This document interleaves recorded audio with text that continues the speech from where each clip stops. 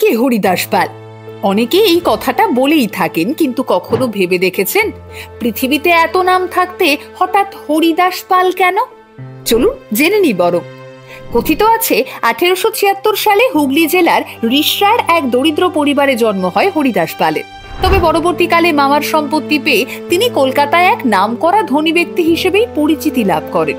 হরিদাস পাল আগাগোড়াই ছিলেন অত্যন্ত সৎ আর দয়ালু মনের মানুষ, কিন্তু অতিরিক্ত দান ধ্যান করতে করতে একটা সময় গিয়ে তার টাকা পয়সা সমস্তই শেষ হয়ে যায়, আর সেই সঙ্গে শারীরিক অসুস্থতা আর মানসিক দুশ্চিন্তা গ্রাস করে তাকে।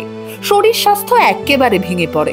এমত অবস্থায় একদিন হরিদাস তার এক কর্মচারীর কাছে টাকা ধার করতে পৌঁছন, কিন্তু তৎকালীন চেহারা দেখে হরিদাসকে তার কর্মচারী চিনতে পারেন না। তাই বলেন, তুমি কোন হরিদাস পাল হে, যে চাইলেই তোমাকে টাকা দিতে হবে?